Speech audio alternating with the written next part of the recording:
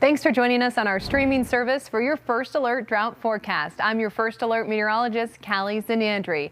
The U.S. Drought Monitor released today shows improving conditions across all categories. The most notable change? Thanks to recent rainfall, extreme drought has decreased by nearly 9%. And even better, this doesn't include yesterday's moisture, which will show up in next week's update. Be wondering, where do all the bugs go? Joining us to break it all down is Lisa Mason, a horticulture specialist and entomologist with CSU. Thanks so much for being here. Oh, thank you for having me. All right, let's start with the big question. Where do all the bugs go in the winter? That's a great question. Different insects have different strategies. We see a lot of insects overwinter as adults. Like for instance, a lot of our beneficial insects, ladybugs, some lacewings, even some of our butterfly species might overwinter as adult insects. They go in it's a hibernation-like state called diapause, and they can withstand really cold temperatures. Others, our state butterfly, the Colorado hairstreak, actually overwinter as eggs, and those eggs will last through the winter and hatch in the spring. Some insects will even migrate to warmer temperatures. And then we have our honeybees, which I think is always interesting to share. It could be 0 degrees Fahrenheit outside, and they keep their hive at over 90 degrees Fahrenheit during the winter. They cluster all together and they feed on honey. Beekeepers should make sure they have at least like 80 pounds of honey so they can beat their wings and keep their hive nice and toasty all winter long. That's incredible. Now, we know Colorado's been dealing with varying levels of drought. How does that affect insect populations?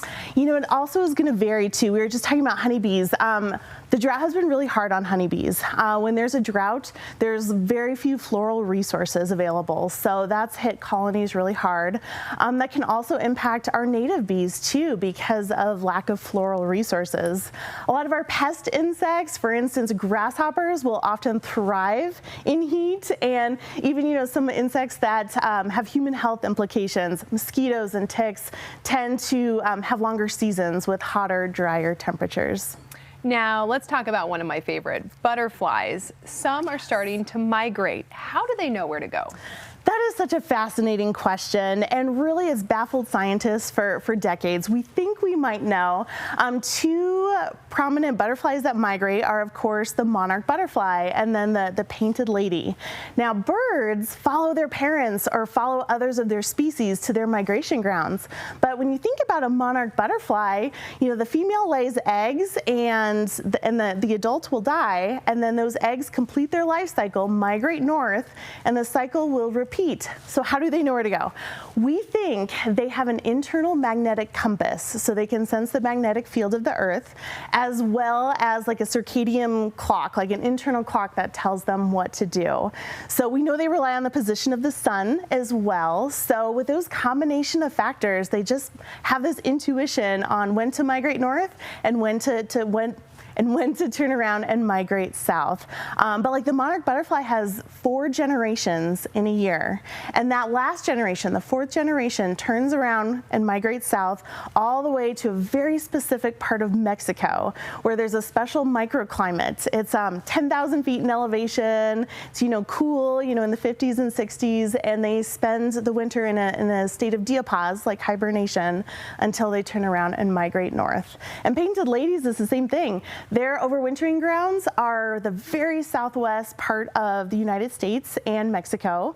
And once those host plants start blooming, they migrate north as host plants allow. So we see a lot of booms and busts with the painted lady population.